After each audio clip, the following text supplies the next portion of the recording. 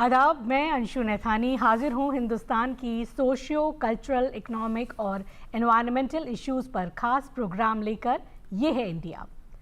आज के लिए इस प्रोग्राम में हम बात करेंगे भारत के अपैरल एक्सपोर्ट सेक्टर की, जो आज देश की इकोनॉमिक तरक्की, रोजगार और ग्लोबल पहचान का एक मजबूत जरिया बन चुका है।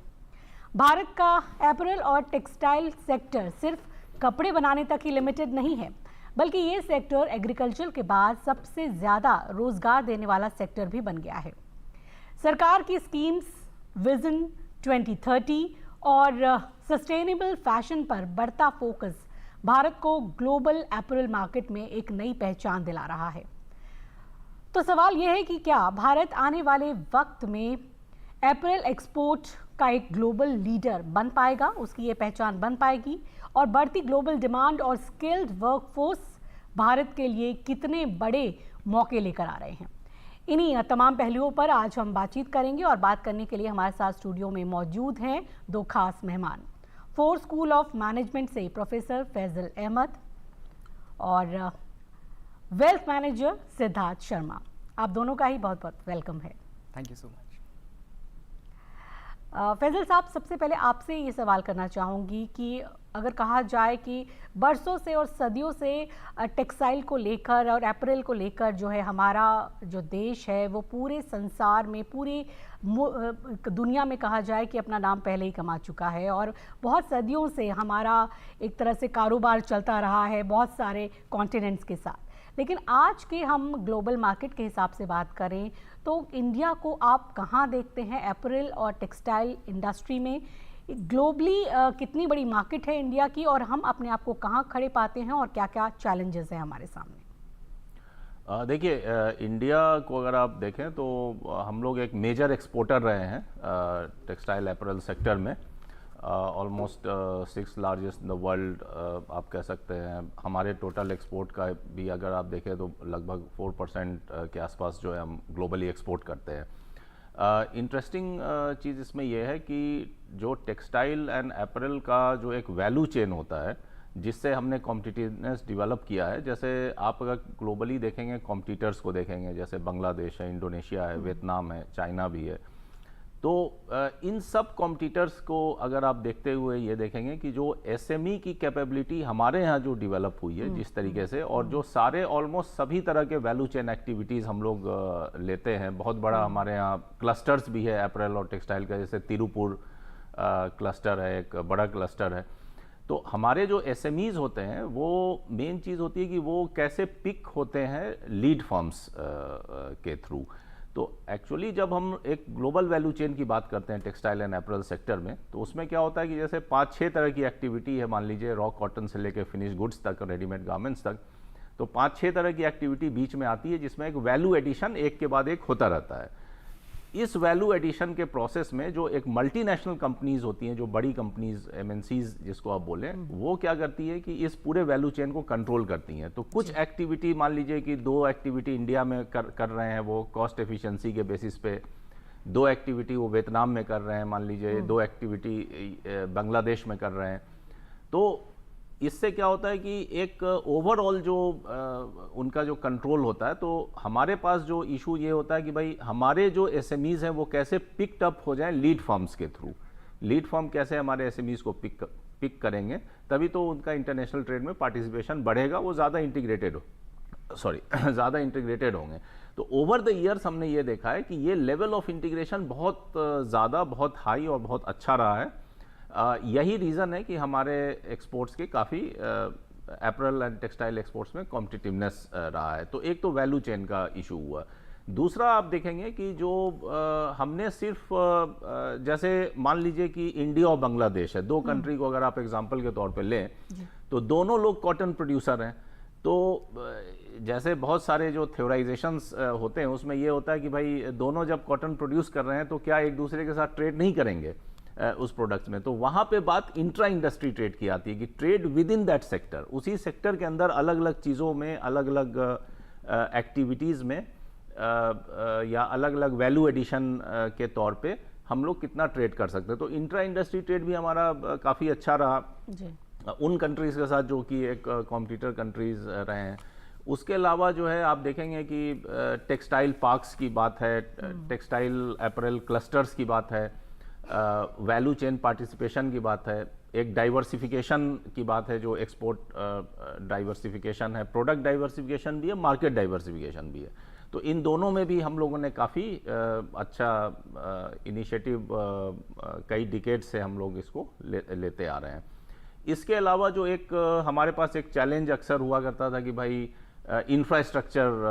प्रॉब्लम है, कनेक्टिविटी प्रॉब्लम है, इस तरह की जो चीज़ें थी, तो उसको भी हम लोग काफ़ी हद तक रिजॉल्व कर रहे हैं। जैसे मान लीजिए कि पीएम गति शक्ति जो है प्रोग्राम है, तो उसके थ्रू लॉजिस्टिक्स को हम लोग कैसे स्ट्रीमलाइन कर रहे हैं, वेदर जो है पोर्ट्स की बात करिए, आप रोड की बात करिए, रेलवेज़ की बात करिए, तो इन सब से जब हम चैनलाइज करेंगे इसको तो एक बेनिफिट जो है अलग अलग सेक्टर्स को मिलता है, अपैरल एंड टेक्सटाइल सेक्टर्स को भी मिलता है। तो ऐसे बहुत सारे इनिशिएटिव्स हमने इस तरह के भी लिए हुए हैं। तो अभी जो आप ये देखेंगे कि दो तीन चीज़ें हैं, जैसे कि एक man made fibre. Man made fibre बहुत ही सिग्निफिकेंट है आज की डेट में, क्योंकि हमारा total apparel and textile exports का जो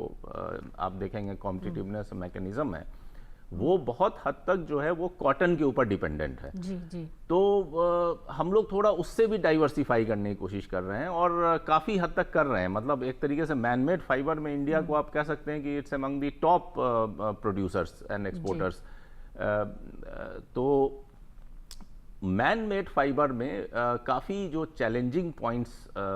आते हैं वो इजी नहीं है, क्योंकि उसमें टेक्नोलॉजी का यूज़ है, कॉम्पिटिटिवनेस आपको तेज़ी से बढ़ानी पड़ती है, उस तरह के फिर स्किल्ड वर्कफोर्स आपको ज़रूरत होती है जो उसको प्रोड्यूस करे। तो आप ये देखेंगे कि आने वाले टाइम में अंदाज़ा है कि 5 से 7 साल के बीच में हम लोग एक बहुत मेजर हब बन सकते हैं मैनमेड टेक्सटाइल्स के फील्ड में भी। जी, तो यानी कि बहुत से रास्ते हैं जो खुल सकते हैं और चुनौतियां भी हैं, लेकिन उससे भी हम पार पा सकते हैं और एक बड़ा बाज़ार बन सकते हैं ग्लोबली हम अपैरल और टेक्सटाइल का। लेकिन इसके लिए और कुछ क्या हमें करना पड़ेगा, कैसी प्लानिंग करनी पड़ेगी, इसके लिए हम बात करेंगे वेल्थ मैनेजर सिद्धार्थ शर्मा से। सिद्धार्थ जी, आप वेल्थ मैनेजर हैं और यही बताते हैं कि सजेस्ट करते हैं कि किस तरह से इस फील्ड की चुनौतियों से निपटा जाए। अगर आज हम पूरे ग्लोबल मार्केट के हिसाब से बात करें, ग्लोबल सिनेरियो जैसे बदल रहा है और ख़ास तौर पर जिस तरह से अभी जो टैरिफ का इतना बड़ा मसला चल रहा है, अभी यूएस ने 50% टैरिफ लगाया है और बहुत सारी ग्लोबली भी चीज़ें बदली हैं। हम मानते थे कि वियतनाम और बांग्लादेश एक बड़े हमारे लिए अगर कहा जाए कि एक कंपटीशन है। ये सारी चीज़ों को अगर हम ध्यान में रखेंगे तो आप जो एमएसएमईज़ हैं या जो लोग इस फील्ड में हैं उनको क्या सजेस्ट करना चाहेंगे कि क्या चैलेंजेस उनके सामने हैं और वो कैसे काम करें इसमें? वेल, अपैरल सेक्टर की अगर मैं बात करूं, जैसे आपने कहा that after agriculture apparel sector एक इकोनॉमी के डेवलपमेंट के लिए बहुत इंपॉर्टेंट सेक्टर है। In terms of employment generation almost 45 million तक का एक वर्कफोर्स जो है वो अपैरल सेक्टर में डायरेक्टली और इनडायरेक्टली कंट्रीब्यूट करता है, through which they actually get employment from this sector. Point number 1। अगर मैं जीडीपी में भी देखूं तो अपैरल सेक्टर का एक सिग्निफिकेंट कंट्रीब्यूशन है to 1.5 to 2% within the GDP, because of the very simple reason कि एक इतना इंपॉर्टेंट एम्प्लॉयमेंट जनरेशन का सोर्स है एंड मोर इम्पॉर्टेंटली ये ट्रेडिशनली, कल्चरली, सोशियो इकोनॉमिकली ये जो एक सेगमेंट है इकोनॉमी का, ये एक बहुत क्रूशियल रोल प्ले करता है। जहाँ तक कि आपने बात करी कि हाउ दिस सेक्टर, इस सेक्टर में क्या क्या चैलेंजेस हैं एंड स्पेसिफिकली जो अभी जियोपॉलिटिकल डायनेमिक्स जो चेंज हुए हैं उसके बाद इस सेक्टर में और क्या चैलेंजेस आने वाले हैं, तो मैं बहुत जैसे फॉर एग्जांपल ट्रम्प टैरिफ ने जो 25% पहले लगाया टैरिफ, फिर उसके बाद एडिशनल 25% लगाया, सो अप्रॉक्सीमेटली 50% तक का एक टैरिफ्स लगा। ऑलरेडी इस सेक्टर में पहले के ट्रेडिशनल चैलेंजेस बहुत थे जो इस सेक्टर को हाईली नॉन कॉम्पिटिटिव बना रहे थे, जैसे फॉर एग्जांपल लेबर लॉज हो गए, बिकॉज इंडियन लेबर लॉज में काफ़ी दिक्कत है कि वो इंटरनेशनल लेवल पे उनकी कंप्लाइंस नहीं है, जिसके कारण काफ़ी सारे कंट्रीज़ जो हैं वो डिसरिगार्ड करते हैं हमारे अपैरल्स को। ये एक इम्पॉर्टेंट पॉइंट रहा। फिर हमारे जो मेगा पार्क्स थे, मतलब आई मीन वो अभी भी इकोनॉमीज़ ऑफ स्केल के हिसाब से अगर देखा जाए तो अभी भी उसमें काफ़ी गुंजाइश है जहाँ उनको मेगा क्लस्टर्स की तरीके से देखा जाए। ये बहुत इंपॉर्टेंट है। फिर जैसे फॉर एग्जांपल जैसे मैंने कहा कि ESG कंप्लायंस ये एक बहुत बड़ी चीज़ है जिससे मार्जिन्स कम हो जाते हैं। फॉर एग्जाम्पल अब आपके पास जैसे इंटरनेशनल लेवल पर जैसे और कंट्रीज जैसे बांग्लादेश हो गया या वियतनाम हो गया जो वो इमर्ज कर रहे हैं, जहाँ वो फ्री ट्रेड एग्रीमेंट्स कर रहे हैं, ऑलमोस्ट टैक्स हॉलीडेज दे रहे हैं एपरल्स को प्रोत्साहन देने के लिए, तो वो भी एक इम्पॉर्टेंट फीचर है या फैक्टर है जो हमारी ट्रेड को या हमारे एपरल सेक्टर को एक नॉन कॉम्पिटिटिव बना रही है। बट इसमें जो कहते हैं जैसे last nail in the coffin वो रहा ट्रम्प टैरिफ्स, जहाँ पे एक 50% का एक डायरेक्ट हिट लगा एक एपरल सेक्टर को, जिसके कारण इंडियन एपरल्स जो हैं जो कि वर्ल्ड में इतने कॉम्पिटिटिव हुआ करते थे वो नॉन कॉम्पिटिटिव हुआ, उसकी डिमांड कम हुई और उसके कारण इसके ripple effects on the entire economy आए। इकोनॉमी में कैसे आए? फॉर एग्जांपल ऑर्डर्स मिलने कम हो गए, उसके कारण काफ़ी सारे मिल्स के शटडाउन हुआ, फिर उसके बाद एम्प्लॉयमेंट पे इफेक्ट आया, फिर ऑफ कोर्स उसके कारण रॉ मटेरियल्स पे के जो एक सप्लाई होता है जिनको हम फ्यूचर मार्केट्स में ट्रेडिंग की बात करते हैं उस पे इफेक्ट आया। तो ये बहुत सारे फैक्टर्स थे जिसके कारण ट्रम्प टैरिफ के कारण इस एपरल सेक्टर ने ये जो एक खामियां है वो भुगता। But now the point is कि government was very clear about the fact कि अगर कोई ऐसी सर्कमस्टांसेस या सिचुएशन आती है सो हमें डील कैसे करना है, ये भी एक बहुत इंपॉर्टेंट है। स्ट्रक्चरली जो पहले से ही इस सेक्टर में प्रॉब्लमेटिक स्टेजेस थी, जैसे फॉर एग्जांपल आज हमारा काफ़ी बिजनेस जो है वो बांग्लादेश या वियतनाम की तरफ जा रहा है, तो गवर्नमेंट ऑलरेडी उस पर काफ़ी सारा काम कर रही थी। और जो लास्ट अक्टूबर और लास्ट 6 महीने से जो चलता आ रहा है जहाँ पे एक टैरिफ लग गया, तो गवर्नमेंट ने क्लियर कट काफ़ी सारे फ्री ट्रेड एग्रीमेंट्स पे वो ऑलरेडी काम कर रही है, जहाँ पे एपरल सेक्टर के या एपरल एक्सपोर्ट्स के लिए काफ़ी सारे ट्रेड इंसेंटिव्स दिए जा रहे हैं। जैसे फॉर एग्जांपल इंडिया ने ऑलरेडी यूके के साथ एक फ्री ट्रेड एग्रीमेंट ले लिया है, साउथ अमेरिका के काफ़ी सारे कंट्रीज़ के साथ इंडिया एक फ्री ट्रेड एग्रीमेंट जोन में जा रही है, और जहाँ एपरल्स को काफ़ी सारे प्रोत्साहन दिया जा रहा है, जहाँ उनको रिलीफ्स दिए जा रहे हैं, टैक्स इंसेंटिव्स दिए जा रहे हैं, इनवर्ड ड्यूटी रेमिटेंसेस के फ़ायदे मिल रहे हैं। तो ये बहुत इंपॉर्टेंट एक एस्पेक्ट है जहाँ इस एपरल सेक्टर को जो 2 या 3 महीने पहले से काफ़ी अफेक्टेड थी because of Trump tariffs and administration, उसके कारण आज इस सेक्टर को कुछ रिलीफ या विजन की तरफ आज हम देख पा रहे हैं कि यस गवर्नमेंट उस पर बहुत ज़्यादा काम कर रही है, बिकॉज ये एक पाइवेटल सेक्टर है इस इकोनॉमी के लिए। जैसे आपने कहा एग्रीकल्चर के बाद अगर इतना जीडीपी में कंट्रीब्यूशन है और एम्प्लॉयमेंट में इतना बड़ा कंट्रीब्यूशन है, so we can very well understand कि इस सेक्टर को आप किसी भी तरीके से निगलेक्ट नहीं कर सकते from all aspect, whether it is socio culturally, whether it is economically, whether it is from international diplomacy point of view, और whether it is even from environmental point of view. ये sector हमारे लिए बहुत important sector है। Now the point is कि अगर जो एक फ्री ट्रेड एग्रीमेंट्स की बात कर रहे हैं, इनफैक्ट जो जीएसटी में काफ़ी सारे चेंजेस आए हैं जिसके कारण जीएसटी रिडक्शंस हुए हैं काफ़ी सारी चीज़ों में, तो उसके कारण जो एक ट्रेड कॉम्पिटिटिवनेस है वो बढ़ रही है इस सेगमेंट में, इस सेक्टर में, जिसके कारण आप देख पाएंगे कि एपरल्स में काफ़ी सारे काम हो रहा है। एंड देन ऑफ कोर्स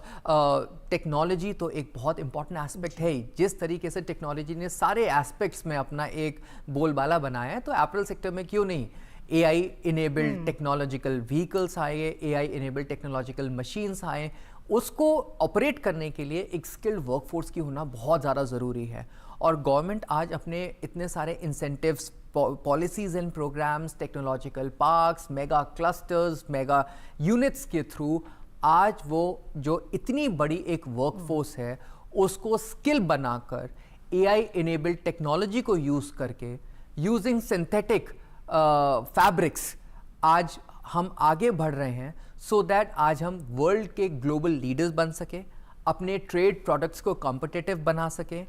अपने टैक्सेस को रैशनलाइज करके हम ऑलमोस्ट एक ओमनी प्रेजेंट हो जाएं हर जगह। And last but not the least, एक ऐसा सेगमेंट जो जीडीपी, जो इन्वायरमेंटल इश्यूज, जो इकोनॉमी को इतना ज़्यादा कंट्रीब्यूशन देता है या करता है, उस सेक्टर को और किस तरीके से एक पाइवेटल रोल पे खड़ा किया जाए, सो दैट आज इस इमर्जिंग इकोनॉमी में इस सेक्टर को कहीं भी पीछे ना छोड़ा जाए। तो इस पे सरकार ऑलरेडी बहुत सारे काम कर रही है। जी बिल्कुल, बहुत ही ये इम्पॉर्टेंट सेक्टर है। और अभी हाल फिलहाल में हमारे वाइस प्रेसिडेंट साहब ने भी ये कहा है कि इंडियन इकोनॉमी में एपरल सेक्टर जो है वो एक बहुत बड़ा रोल प्ले कर सकता है, और इसके लिए उन्होंने कई बातें भी सामने रखी हैं कि क्या वैल्यू एडिशन हो सकता है, किस तरह से मार्केट डाइवर्सिफिकेशन पर ध्यान दिया जाना चाहिए और तमाम ये चीज़ें। फैजल साहब, आपसे यही जानना चाहेंगे कि जिस तरह से जो हमारी गवर्नमेंट है वो देख रही है कि काफ़ी एक पोटेंशियल है इस इंडस्ट्री में और एक इकोनॉमिक ग्रोथ के लिए ये बहुत ही बेहतरीन सेक्टर हो सकता है, तो उस लिहाज से देखा जाए, अगर स्किल्ड वर्कफोर्स की बात किया जाए या ट्रेनिंग की बात किया जाए या फिर हम ग्लोबली कैसे compete करें, कैसे एट पार आएँ, तो उसके लिए क्या चीज़ें हैं जो और बेहतर करने की ज़रूरत है? क्योंकि गवर्नमेंट तो बहुत सारी चीज़ें हैं जो ऑलरेडी दे रही है, जैसे गति शक्ति वगैरह की आपने बात की, क्या चीज़ें और हो सकती हैं और कैसे हम ज़्यादा कॉम्पिटिटिव हो पाएँ, इस पर आप क्या कहेंगे? देखिए, दो तीन चीज़ें इसमें बहुत इंपॉर्टेंट है। पहला ये है कि सबसे इम्पॉर्टेंट चीज़ है वो है डाइवर्सिफिकेशन, जो आज के कॉन्टेक्स्ट में, अगर आप ट्रम्प टैरिफ के भी कॉन्टेक्स्ट में देखेंगे तो हम लोग जो एक ट्रेड डील की बात कर रहे हैं प्रेसिडेंट ट्रम्प के साथ, यूएस के साथ, अगर आपको याद होगा तो इससे पहले भी ट्रम्प ने जब अपने प्रीवियस प्रेसिडेंसी में चाइना के खिलाफ उन्होंने ट्रेड वॉर किया था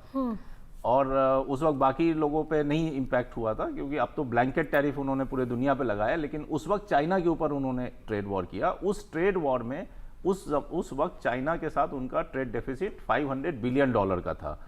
तो उन्होंने ट्रेड डील भी वगैरह भी साइन किया। इंडिया पे भी उन्होंने उस वक्त बात किया था कि उस वक्त इंडिया के साथ अमेरिका का ट्रेड डेफिसिट जो है वो $70 बिलियन का था, तो इंडिया के साथ भी ट्रेड डील बात करना है, लेकिन उस वक्त नहीं हुआ क्योंकि फिर इलेक्शंस आ गया और उसमें चले गए। लेकिन अब जो है वो फिर से कर रहे हैं इंसिस्टेंस इस चीज़ पे कि भाई ट्रेड डील होना चाहिए। इसमें एक तो ये कि ट्रेड डील जब होगा तो we will be able to overcome the problems created because of Trump tariff, ये भी है। दूसरा कि यूएस मार्केट जो है, अगर आप देखेंगे एपरेल एंड टेक्सटाइल के केस में ही देखेंगे तो यूएस है, यूरोपियन यूनियन है, हमें उससे थोड़ा डाइवर्सिफाई होने की अब ज़रूरत है, क्योंकि हमारे पास दूसरे मार्केट्स हैं, साउथ ईस्ट एशिया है, ईस्ट एशिया है, आपके सेंट्रल एशिया है, मिडिल ईस्ट है, तो उसमें हम लोग को ज़्यादा से ज़्यादा एक्सपोर्ट कॉम्पिटिटिवनेस अब बढ़ाने की ज़रूरत है। एक्सपोर्ट तो हम कर रहे हैं, लेकिन कॉम्पिटिटिवनेस जब बढ़ेगा तो एक डाइवर्सिफिकेशन मार्केट्स का होगा, क्योंकि टैरिफ आज लगा है, मान लीजिए हम ट्रेड डील साइन कर भी लेते हैं तो भी ये नहीं कहा जा सकता है कि दोबारा टैरिफ का इशू नहीं आएगा, क्योंकि इसके प्रेसिडेंट्स है। प्रीवियस प्रेसिडेंसी में प्रेसिडेंट ट्रंप ने भी टैरिफ की बात की, और ट्रेड वॉर जब चाइना के साथ हुआ तो उस वक्त बाइडेन ने भी उसको ख़त्म करने की कोई कोशिश नहीं की जब वो प्रेसिडेंट बने, और फिर ट्रंप ने उसको फिर से आगे बढ़ाया ब्लैंकेट टैरिफ के इसमें। तो ये नहीं कहा जा सकता है कि आज हम लोग ट्रेड डील साइन कर लेंगे अमेरिका के साथ तो वो ये हमेशा के लिए प्रॉब्लम सॉल्व हो जाएगी, ये नहीं सॉल्व होगी, क्योंकि बहुत सारे स्ट्रक्चरल इश्यूज अमेरिका को भी है, कॉम्प्रिहेंसिव एफटीए वगैरह की भी बात है, सब कुछ है। तो इसलिए हमें ये प्रिपेयर्डनेस करने की ज़रूरत है कि क्या हम दूसरे मार्केट्स एक्सप्लोर करें और कैसे करें। पहली चीज़, कैसे मार्केट एक्सप्लोर करेंगे, तो मान लीजिए कि जैसे साउथ ईस्ट एशिया को आप देख लीजिए, जैसे वियतनाम वगैरह है। वियतनाम ने अमेरिकन गुड्स को जीरो ड्यूटी पे अपने यहाँ जो है एक्सेस दे दिया ट्रम्प टैरिफ लगने के बाद। अब जो जीरो ड्यूटी पे एक्सेस दे दिया तो ग्रेजुअली वो क्या कर रहे हैं, प्रोडक्शन सेंटर्स डेवलप करने की कोशिश कर रहे हैं। तो हमारे लिए जो पॉसिबिलिटी ये बनती है कि हम भी अपने जो गति शक्ति हमने बात किया, गति शक्ति में हमने पोर्ट इंफ्रास्ट्रक्चर और रोड रेलवेज नेटवर्क्स की बात किया, जो एक इंफ्रास्ट्रक्चर सप्लाई साइड कॉन्स्ट्रेंट की हम लोग हमेशा बात करते थे, तो उससे ओवरकम करने के लिए गति शक्ति आया। एट द सेम टाइम हमें ये करने की ज़रूरत है कि जैसे टेक्सटाइल पार्क वगैरह की बात हुई, टेक्सटाइल पार्क वगैरह बना, तो हमें प्रोडक्शन नेटवर्क्स जो है अपने कंट्री में अलग अलग जगह पे डेवलप करने की ज़रूरत है, क्योंकि जब तक आप प्रोडक्शन नेटवर्क्स डेवलप नहीं करेंगे तब तक डाइवर्सिफिकेशन को मदद नहीं मिलेगी। डाइवर्सिफाई अब मार्केट्स को ऐसे ही कर पाएंगे जब प्रोडक्शन कैपेसिटी बढ़ेगी और प्रोडक्शन नेटवर्क्स लोकेट होंगे अलग अलग शहरों में या अलग अलग जगह पे जहाँ पे पॉसिबिलिटीज़ है, उसको एक्सप्लोर करके तभी हम दूसरे मार्केट। अब जैसे इंडिया आसियान की आप बात करिए तो इंडिया आसियान में हम लोग ऑलरेडी जो 10 अब तो 11 कंट्री हो गई, तिमोर लेस्ते ने भी ज्वाइन कर लिया उसको, तो 11 कंट्री है उसमें। तो इंडिया आसियान एफटीए की अगर हम बात करें तो हम तो रीनेगोशिएशन के प्रोसेस में आ चुके कि भाई जो एफटीए साइन हुआ था 2009 में उससे हमें बहुत ज़्यादा बेनिफिट्स नहीं मिल पाया, अब हम उसको रीनेगोशिएट करेंगे, तो और हम कर भी रहे हैं, उस प्रोसेस में आ चुके हैं। तो जब हम इंडिया आसियान रीनेगोशिएट करेंगे तो इसका मतलब एक मार्केट और खुल रहा है हमारे लिए जी। उसके अलावा हमने यूके का देख लीजिए एफटीए है, या यूएई का है, या मान लीजिए ऑस्ट्रेलिया का एफटीए है, इसके अलावा इंडिया चिले पीटीए 2006 में साइन हुआ था, तो उसको हमने फिर से जो है अपग्रेड किया उसको अभी फिर साउथ अमेरिका के साथ भी किया। तो ये सब चीज़ें तो एफटीए वगैरह तो चल रही है। उसके जैसे दो इम्पॉर्टेंट एफटीएज है, आरसेप और सीपीटीपीपी, जो comprehensive and progressive agreement for the trans Pacific partnership. एक एफटीए है जो पहले जिसको ओबामा ने बहुत स्ट्रांगली पुश किया था, बाद में ट्रंप आए, उन्होंने पुल आउट किया, लेकिन वो एग्रीमेंट साइंड है ऑलरेडी और इम्प्लीमेंट हो रहा फेज वाइज। उसमें भी करीब करीब 11 कंट्री हैं अभी। दूसरा जो एग्रीमेंट हमारे पास है वो है regional comprehensive economic partnership, RCEP, जो 2012 से नेगोशिएशन शुरू हुआ। हम लोग 2019 में पुल आउट हो गए उससे because of several of our concerns. लेकिन ये दो जो एफटीएज हैं ये भी rules of the game define कर रहे हैं, इसमें कोई दो राय नहीं है। तो उनके रूल्स ऑफ द गेम को भी समझने के लिए, जैसे हम अब एफटीएज कर रहे हैं, साइन कर रहे हैं, बायलैटरल एफटीएज नेगोशिएट कर रहे हैं, तो वो इसलिए उसका ये भी एक रीज़न है कि भाई उन चीज़ों को ओवरकम करने के लिए जो हम आरसेप वगैरह में नहीं ज्वाइन किया हम लोगों ने, उससे ओवरकम करने के लिए भी हम कोशिश कर रहे हैं, एफटीएज वगैरह ज्वाइन कर रहे हैं, जिससे हमें जो है बेनिफिट्स मिले। तो इस सेक्टर में जो है पहला तो ये हो गया कि एक आप मार्केट को डाइवर्सिफाई करेंगे, दूसरा जो है प्रोडक्ट डाइवर्सिफिकेशन भी बहुत इंपॉर्टेंट है, सिर्फ मार्केट नहीं, प्रोडक्ट्स भी। जैसे एपरल सेक्टर में सिर्फ कॉटन, टेक्सटाइल, सिल्क और कुछ रेडीमेड गारमेंट्स बन गए, इसकी ये काफ़ी नहीं है। हम लोग को फैशन प्रोडक्ट्स, जो फैशन प्रोडक्ट्स है, टेक्सटाइल एक्सेसरीज है, आजकल आप देखिए रेयन है, पॉलिएस्टर है, इस तरह के मैनमेड फाइबर्स हैं, इस तरह के चीज़ों में भी बहुत तेज़ी से डाइवर्सिफाई करने की ज़रूरत है क्योंकि पोटेंशियल इसी में है। जो अगर आप देखेंगे कि मान लीजिए कि normal cotton based readymade garments है, उसमें कंपटीशन काफ़ी है, वियतनाम से भी है, चाइना से भी है, बांग्लादेश है, इंडोनेशिया है, सबसे कंपटीशन है उसमें। तो उसमें आप आगे बढ़ने के लिए we need to upgrade in the value chain. जो हमारे एसएमईज हैं उनको भी तो अपग्रेड, आप लोअर एंड एक्टिविटीज़ पे मान लीजिए काम कर रहे हैं जो एसएमईज हमारे, तो उनको अपग्रेड करने की ज़रूरत है कि वैल्यू चेन में अगर 5-6 एक्टिविटी और हम पहला 2-3 कर रहे हैं तो हम चौथा 5वां क्यों नहीं कर रहे हैं, हम 1 और 2 पे ही क्यों स्टिक हैं? क्यों 1 और 2 पे तो कंपटीशन हमें दूसरी जगह भी दे रहा है, जैसे वियतनाम भी दे रहा है, इंडोनेशिया भी दे रहा है। तो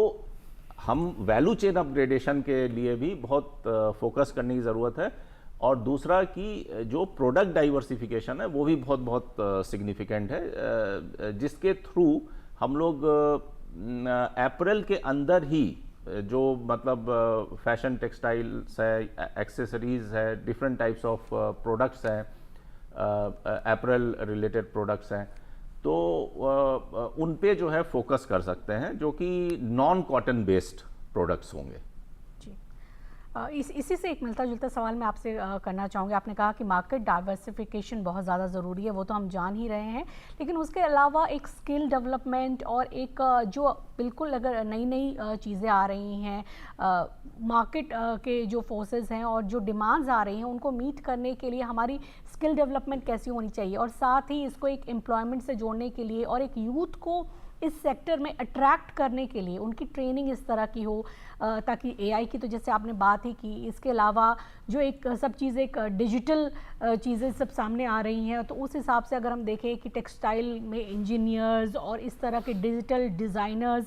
ये सब की कितनी ज़्यादा ज़रूरत है, और आपको क्या लग रहा है कि एक ट्रेनिंग का मॉडल क्या होना चाहिए और कैसे हम यूथ को इस फील्ड में अट्रैक्ट करें और एक ग्लोबल मार्केट के लिए हम भी नए ट्रेंड सेट कर पाएँ? देखिए, ये बहुत इंपॉर्टेंट क्वेश्चन आपने रेस किया है, जिसमें दो इंपॉर्टेंट बात है इसमें प्राइमरली। पहला ये कि हम स्किल डेवलप कैसे करें इस बढ़ते हुए डिमांड को मीट करने के लिए, जो इन हाउस एक डोमेस्टिक कैपेबिलिटी होती है स्किल्स डेवलप करने की, ये एक बहुत इंपॉर्टेंट पॉइंट है। दूसरा ये कि यूथ को कैसे अट्रैक्ट करें, क्योंकि मान लीजिए यूथ के पास काफ़ी ऑप्शंस हैं अलग अलग तरीके के, तो आप उनको कैसे लाएंगे। तो जो स्किल डेवलपमेंट का इशू है, इसमें जो सबसे इम्पॉर्टेंट है, इसको एम्प्लॉयमेंट से लिंक करना बहुत ज़रूरी है, क्योंकि इस तरह के डिप्लोमा प्रोग्राम्स या ऐसे graduate programmes, even post graduate programmes जो कि बहुत ज़रूरी हैं, जो कि और हमारे पास क्लस्टर्स हैं, जैसे मैंने तिरुपुर का जिक्र किया, और इंडिया में बहुत सारे क्लस्टर्स हैं, मान लीजिए टेक्सटाइल एंड अपरेल के, तो क्लस्टर लिंक्ड हमें ट्रेनिंग प्रोग्राम्स कुछ जो है कैपेसिटी बिल्डिंग या ट्रेनिंग प्रोग्राम शुरू करने की ज़रूरत है, लाइक 1 ईयर डिप्लोमा और 2 ईयर डिप्लोमा प्रोग्राम्स, जो कि बहुत ही यूज़फुल होंगे अगर क्लस्टर लिंक और लार्ज स्केल पे कुछ है हमारे पास, लेकिन अगर हम इसको लार्ज स्केल पे स्टार्ट करते हैं तो इस सेक्टर के डिमांड को मीट करने की रिक्वायरमेंट पूरी होगी। जहाँ तक रही बात यूथ्स को अट्रैक्ट करने की, वो इसलिए भी इम्पॉर्टेंट है क्योंकि यूथ्स के पास देखिए अपॉर्चुनिटीज़ तो बहुत है, लेकिन इस बात से कोई इनकार तो नहीं है कि अनएम्प्लॉयमेंट का इशू ऑफ कोर्स है। तो इस तरह के जब सेक्टर्स खुलेंगे तो ये ऐसे सेक्टर्स हैं जो लार्जली आप देखेंगे कि लेबर इंटेंसिव हैं, कुछ मैकेनाइज्ड हैं, तो बहुत ज़्यादा आप देखिए बहुत ज़्यादा जो एक सेमी स्किल बेस्ड ट्रेनिंग के तहत भी आप उनको यूथ को इस पूरे प्रोसेस में ला सकते हैं, इंगेज कर सकते हैं। तो अगर हम लोग सेमी स्किल्ड और एडवांस स्किल ट्रेनिंग जो करते हैं तो इसमें जब पॉसिबिलिटी ओपन होगी तो यूथ इसमें अट्रैक्ट होंगे। प्लस यूथ को अट्रैक्ट करने का एक बहुत इंपॉर्टेंट चीज़ ये है कि कैसे आपके क्लस्टर, जो मैं पहले कह रहा था कि कैसे आपके क्लस्टर पिकअप होते हैं लीड फर्म से। जैसे ही इंटरनेशनल एमएनसीज आपके क्लस्टर के कंपनीज को पिक करना शुरू करेगी, इसका मतलब आपके पास ऑर्डर्स बढ़ जाएंगे। और अभी भी होता है ये, लेकिन इसको थोड़ा सा लार्ज स्केल पे करने की ज़रूरत है, ताकि वो जब इंटरनेशनल मार्केट्स में इंटीग्रेट होने लगेंगे तो यूथ का रुझान जो है उसके तरफ बढ़ना शुरू होगा।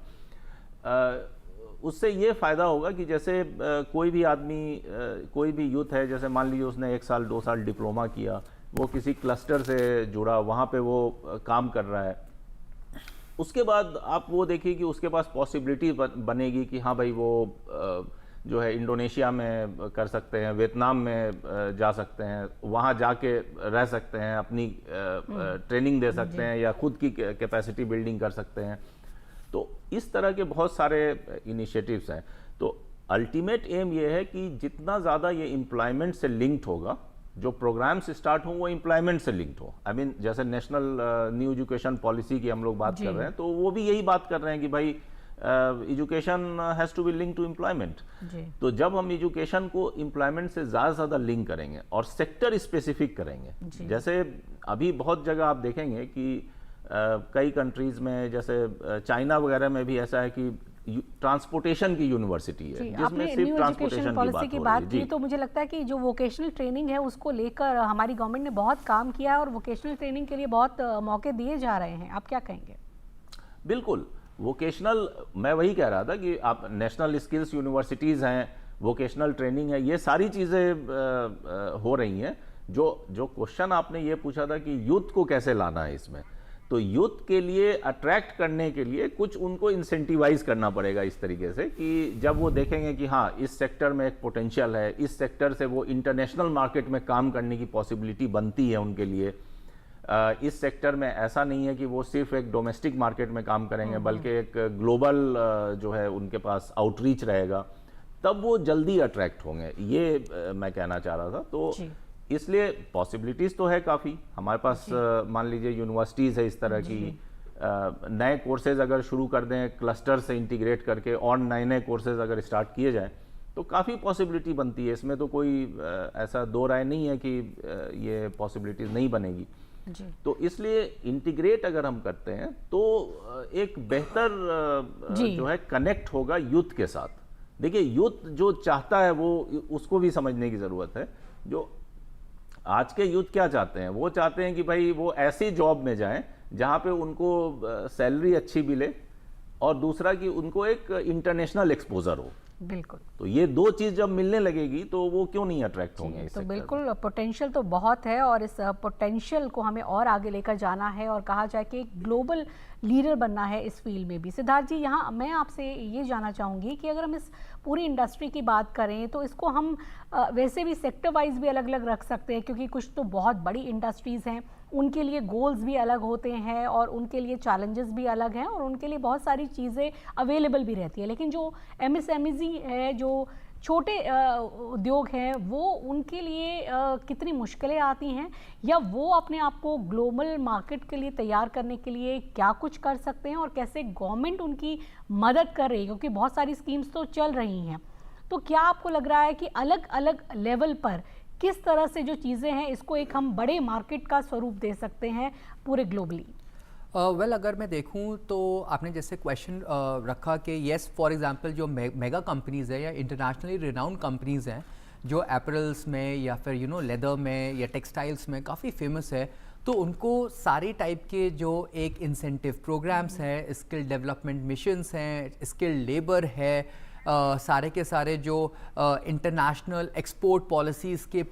जो अवेयरनेस है वो उनको सब कुछ है। As a result of which उनको इतनी प्रॉब्लम नहीं है। द मेजर प्रॉब्लम जो आती है वो आती है एसएमईज़ को लेकर, बिकॉज जैसे मैंने पहले भी कहा 45 मिलियन एम्प्लॉयमेंट अगर एक एसएमई ओनर्स प्रोवाइड कर रहे हैं with respect to apparels and textiles, तो उनके सामने सबसे पहले चैलेंजेस क्या आ रहे हैं ये बहुत इंपॉर्टेंट है। तो अगर मैं देखूं from the taxation point of view तो जीएसटी एक बहुत बड़ा चैलेंज रहा, बिकॉज वो कम्प्लीटली एक न्यू टैक्स था, एक डिफरेंट उसके अंदर इनडायरेक्ट टैक्सेस जो हुए हैं वो मर्ज हुआ है, जो एसएमई सेक्टर्स को समझना अपने में काफ़ी मुश्किल था। इन्वर्टेड स्ट्रक्चर्स क्या होते हैं, ई इनवॉइसिंग कैसे होती है, ये एक छोटे उद्योगपति के लिए बहुत मुश्किल है ये समझना, और उसको किस तरीके से इम्प्लीमेंट करना है, उनको फिक्स्ड जो जीएसटीआर रिटर्न्स है वो कैसे फाइल करना है, ये एक बहुत बड़ी प्रॉब्लम थी। फिर डेफिनेटली जैसे मैंने कहा टेक्नोलॉजिकल अपग्रेडेशन एक बहुत बड़ी इशू रहा, बिकॉज उसमें आपको एआई इनेबल्ड मशीन्स चाहिए, एक स्किल्ड वर्कफोर्स चाहिए, और जैसे हमने कहा कि इंडिया में एक्चुअली डिफरेंट क्लस्टर्स हैं, जैसे फॉर एग्जांपल लुधियाना एक क्लस्टर है, सूरत एक क्लस्टर है, तिरुपुर और जयपुर एक क्लस्टर्स है। उन क्लस्टर्स के साथ अपने आप को किस तरीके से इंटीग्रेट करना है, बिकॉज इन क्लस्टर्स में काफ़ी सारे टैक्स हॉलीडेज मिलते हैं, टैक्स इंसेंटिव्स मिलते हैं, वोकेशनल कोर्सेज के लिए गवर्नमेंट काफ़ी सारे काम करती है, बट व्हाट अबाउट वहाँ जगह वो सारे एरियाज़ जहाँ पे ये small and medium enterprises located हैं और जहाँ पे ये अवेलेबिलिटी नहीं है। तो in end of course mega parks जैसे कि हमने कहा, जहाँ गवर्नमेंट जो होती है वो टैक्स लॉस को डाइल्यूट करती है, आपको काफ़ी सारे इंसेंटिव्स देती है जहाँ वो अपने पॉलिसीज एंड प्रोग्राम्स को इम्प्लीमेंट करते हैं। Now the point comes that सरकार इन एसएमई ओनर्स को आगे प्रोत्साहन देने के लिए और उनकी एक सिचुएशन को एलिवेट करने के लिए, सो दैट वो भी एक इम्पॉर्टेंट कंट्रीब्यूटर बने at a global level with respect to the backward forward linkage programmes के अंदर। और मेरे बैकवर्ड फॉरवर्ड लिंकेज से मेरा मतलब है, for example backward is basically from agricultural raw material to the SMEs, और forward is from SME to the export markets. इन चीज़ों को प्रोत्साहन देने के लिए जहाँ एसएमईज का एक बहुत बड़ा रोल हो, सरकार उनके लिए क्या क्या कर रही है। जैसे फॉर एग्जाम्पल एक PLI एक स्कीम है, प्रोडक्शन लिंक्ड इंसेंटिव स्कीम, वो सरकार ने जो एक इंसेंटिवाइज करने के लिए स्पेशली द एसएमई ओनर्स के लिए ये एस्टैब्लिश इसलिए करी है, सो दैट लोगों को ज़्यादा से ज़्यादा पॉइंट नंबर 1 अवेयरनेस मिले, वो इस पॉलिसीज़ एंड प्रोग्राम्स की जो फैसिलिटीज़ हैं और इंसेंटिव्स हैं उसको अवेल कर सकें, अपने प्रोडक्ट्स को काफ़ी सारे कॉम्पिटिटिव बना सकें, टेक्नोलॉजी को यूज़ कर सके, सो दैट स्केलेबिलिटी बढ़ सके, at the same time employment को स्किल्ड एम्प्लॉयमेंट बनाए, and last but not the least उनके जो एक्सपोर्ट मार्केट्स हैं, जैसे हमने डिफरेंट FTAs की बात करी है, जैसे फॉर एग्जांपल मर्कोसर के साथ एक FTA है, या फिर फॉर एग्जांपल UK के साथ एक FTA है, ऑस्ट्रेलिया के साथ FTA साइन हो रहे हैं, आशियान नेशंस के साथ इतने सारे FTAs की बात हो रही है, उसको प्रोडक्ट डाइवर्सिफिकेशन के लिए किस तरीके से यूज़ किया जा सके, सो दैट हम from the demand side and from the supply side we are very enriched. तो इसमें एसएमई ओनर्स के लिए सरकार ने जो PLI स्कीम ली है या मित्र स्कीम लेकर आई है, जहां वो और उनको एलिवेट कर रही है कि हाँ आप डायरेक्टली स्किल प्रोवाइड करिए अपने एम्प्लॉयमेंट के लिए, और वहाँ वो उनको टैक्स हॉलीडेज और टैक्स इंसेंटिव्स दे रही है, और इनफैक्ट उनको सब्सिडाइज कर रही है with respect to synthetic rayon, synthetic apparels. वो भी एक बहुत इंपॉर्टेंट चीज़ है जहाँ वो एक नेचुरल कॉटन से लोगों को या एसएमई ओनर्स को डाइवर्सिफाई करने के लिए प्रोत्साहन दे रही है, इंसेंटिव्स दे रही है, प्रमोट कर रही है उनको। तो ये सारे के सारे जो फैक्टर्स हैं जो सरकार एक एसएमईज के लिए from all the angles, whether it is taxation from the finance point of view, whether it is from employment point of view, whether it is from technological point of view, whether it is from infrastructure point of view, whether it is from awareness point of view, or whether it is from the destination export orientation point of view,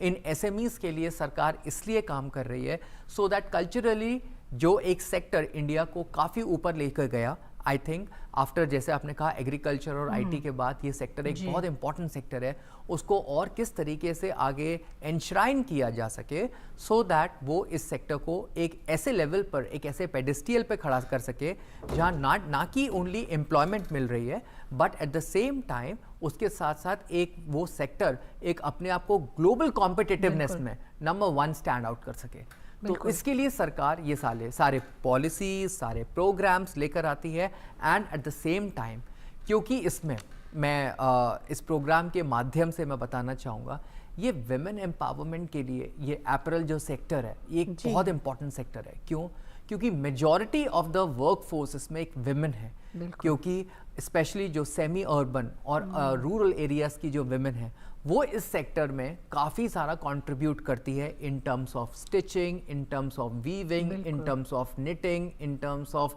embroidery. तो उनके लिए ये एक बहुत important sector हो जाती है because ये सेक्टर एक इंक्लूसिव गवर्नेंस के लिए और एक इंक्लूसिव डेवलपमेंट के लिए बहुत इंपॉर्टेंट कंट्रीब्यूशन देता है, जहाँ विमेन वर्कफोर्स बहुत आगे आती है। बहुत इंपॉर्टेंट बात आपने कही सिद्धार्थ जी, बिल्कुल एक विमेन सेंट्रिक भी ये इंडस्ट्री है और इस लिहाज से भी हम देखेंगे कि बहुत बड़ा ग्लोबल पोटेंशियल है हमारे पास इस इंडस्ट्री के लिए। फैजल साहब, आपसे मैं ये जानना चाहूँगी, अगर हम अपने 2030 के विजन की बात करें इस सेक्टर की, तो क्या लगता है कि इंडिया के पास ऐसा क्या कुछ अलग है देने के लिए? हमें लगता है कि हम प्राइस को अगर हटा दें तो हमारे पास जो क्राफ्ट है, जो सस्टेनेबिलिटी है, जो एक नई चीज़ है जो ग्लोबल मार्केट को देने की, तो उस लिहाज से आप 2030 विजन को अगर देखते हुए इंडिया को कहाँ पाते हैं और ये सेक्टर कितना ग्रोथ कर सकता है आपकी नज़र में? देखिए, ये सेक्टर काफ़ी प्रॉमिसिंग है। अगर हम विज़न 2030 के हिसाब से भी देखें तो काफ़ी प्रॉमिसिंग है। क्या है हमारे पास ऑफ़र करने के लिए, ये तो बहुत ही सिग्निफिकेंट बात है, क्योंकि इंडिया एक बहुत बड़ा हब है इस चीज़ का, टेक्सटाइल एंड अपैरल सेक्टर का। तो हमारे पास बहुत सारी चीज़ें हैं। जैसे एग्जांपल के तौर पे आप देखें तो एक तो ये है कि हमारे पास वैल्यू चेन के लगभग सारे एक्टिविटीज़ हम एक ही जगह पे लोकेट कर सकते हैं और हम करते भी हैं और प्रोडक्शन भी करते हैं। रॉ कॉटन से लेकर रेडीमेड गारमेंट तक यहाँ प्रोड्यूस होता है, सारे वैल्यू चेन एक्टिविटीज़ लोकेटेड है यहाँ पे। तो जब हम जो आपने कहा कि वर्ल्ड को क्या दे सकते हैं, तो उस हिसाब से देखें कि बहुत सारे कंट्रीज जिन्होंने एक्चुअली कॉम्पिटिटिव में डेवलप की है, उन्होंने इस बेसिस पे भी की है कि हमारे यहाँ सारे वैल्यू चेन एक्टिविटीज़ हैं। तो एक्चुअली वो सारे वैल्यू चेन एक्टिविटीज़ तो हमारे यहाँ भी हैं। तो हम उसमें अब जैसे होता ये है कि बहुत सारे एक्टिविटीज़ में अगर हम lower end of the value chain है, जो मैं पहले अपग्रेडिंग की बात कर रहा था, कि अगर लोअर एंड पे है 5 एक्टिविटी है, उसमें से पहला, दूसरा, तीसरा कर रहे हैं मान लीजिए, तो lower end of the value chain पे आ गए, तो हम कैसे एसएमईज कैसे अपनी कैपेबिलिटी को अपग्रेड करेगी कि नहीं भाई हम चौथा और पांचवा भी कर सकते हैं, ताकि फर्स्ट, सेकंड, थर्ड में जो हमें कंपटीशन दूसरे कंट्री से या नए कंट्रीज से ऐसे मिल रहा है, जैसे मान लीजिए कंबोडिया भी कल अपैरल सेक्टर में मतलब आ रहा है, कंपटीशन दे रहा है, वियतनाम वगैरह है ही है। तो जो लोअर एंड में दे रहा है तो उससे हम लोग